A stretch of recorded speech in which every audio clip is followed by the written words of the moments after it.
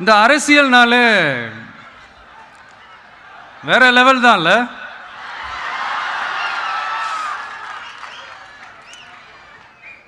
ஏன்னா இந்த அரசியலில் மட்டும்தான் வித்தியாசமான ஒன்று நம்ம பார்க்கலாம். யார் யாரை எப்போ எதிர்ப்பாங்கன்னே நமக்கு தெரியாது. 2026 யார் முதலமைச்சர் வரணும்னு நினைக்கிறீங்க?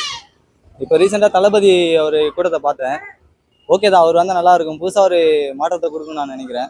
ஏன்னா இதுக்கு முன்னாடி நம்ம விஜயகாந்த் சார் கேப்டன் இருக்கும்போது அதான் நினைச்சோம், அப்புறம் அவர் மிஸ் பண்ணிட்டோம். அந்த மாதிரி இவருக்கும் கொடுத்து பார்த்தா தான் தெரியும். எல்லாருக்கும் ஒரு 5 வருஷம் தானே, எல்லாரும் சொல்ற மாதிரி தான். ஒரு தடவை கொடுத்து பார்த்தா அவர் என்ன பண்ணுறது நமக்கு தெரியும். ஏன்னா எல்லாருமே படித்தவங்க, என்ன நமக்கு என்ன வேணும்ன்றது நம்ம சொல்லிடுறோம். அவரும் அது சொல்றதெல்லாம் பார்த்தீங்கன்னா ஒரு கருத்து நல்லா தான் இருக்கு. அதே நம்ம அவருக்கு போட்டு கொஞ்சம் ஒரு முயற்சி வாய்ப்பு கொடுத்தாங்கன்னா நல்லா இருக்கும்னு நான் நினைக்கிறேன். அவர் வந்து கண்டிப்பாக பண்றாரோ பண்ணலையோ, அவரால் என்ன முடியுமோ அதை செய்வாருன்னு நான் நினைக்கிறேன். கூட்டாளி அரசியல் வரதான்னு கேட்குறாங்க. அது வரலாமே. ஒரு நாலேஜ் உள்ள பர்சன் எங்க இருந்தாலுமே எந்த ஃபீல்டு சூஸ் பண்ணாலும் அது கரெக்டாக தான் அமைன்ற என்னுடைய கருத்து.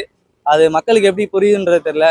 ஒரு தடவை கொடுத்து பாருங்க, அவ்வளவுதான் நான் சொல்லுவேன். ஏன் அந்த ஒரு முறை சீமான் கொடுக்கலாம்னு நிறைய பேர் சொல்றாங்க. இல்ல, அவரும் பண்ணிட்டு தான் இருக்காரு, நல்லா தான் பேசுறாரு.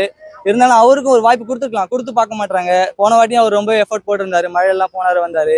இந்த வாட்டி இவர் வந்தோடனே அவர் கொஞ்சம் இதா பேசினாரு. அது கொஞ்சம் போயிட்டு தான் இருக்கு பிரச்சனை எல்லாம்.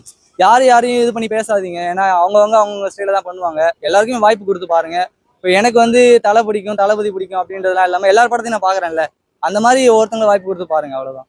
இப்ப நீங்க வந்து பாத்தீங்கன்னாக்கா விஜய்க்கு சப்போர்ட் பண்றீங்க, சீமானுக்கு சப்போர்ட் பண்றீங்க. இவங்க 2 பேர்ல யார் முதலமைச்சர் வரணும்னு நீங்க நினைக்கிறீங்க? என்ன பொறுத்தவரைக்கும் தனிப்பட்ட கருத்து சொல்லணும்னா நான் விஜய் தான் சொல்லுவேன்.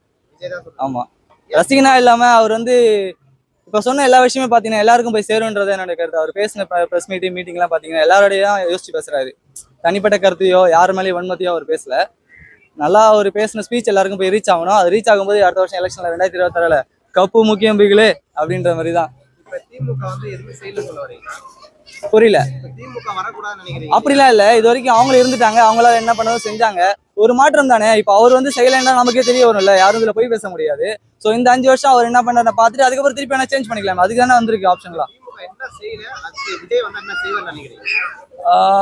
இப்ப நடுவுல மழையில தான் ப்ரோ நல்லா சென்னை பாதிப்படைஞ்சிருச்சு. மத்த இதெல்லாம் எப்படி இருக்குன்னு தெரியல. அவங்களும் பண்ணிட்டு தான் இருக்காங்க.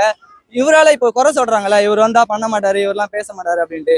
சோ அவர் வந்து கொடுத்து பார்த்துட்டு அப்புறம் நம்ம இந்த குறைகள்லாம் சொல்லிக்கலாம். இது வரைக்கும் செஞ்சிருக்காங்க, திமுகவும் சரி ஏடிஎம்கேவும் சரி செஞ்சிருக்காங்க. இவங்களுக்கு வாய்ப்பு கொடுத்து பார்த்தா அவங்க என்ன பண்றாங்கன்னு அப்பதான் தெரிய வரும். அப்பதான் நம்ம அந்த குறையெல்லாம் சொல்ல முடியும், ஒரு பண்றாரா இல்லையா, என்ன பண்ணாருன்ட்டு.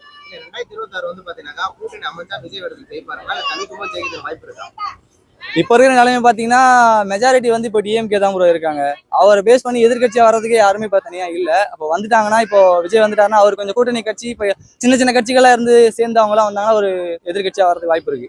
திமுக யாரை எதிர்த்து பேசினாங்க அவர் ஓட்டு அதிகமா வரும்னு நினைக்கிறீங்க?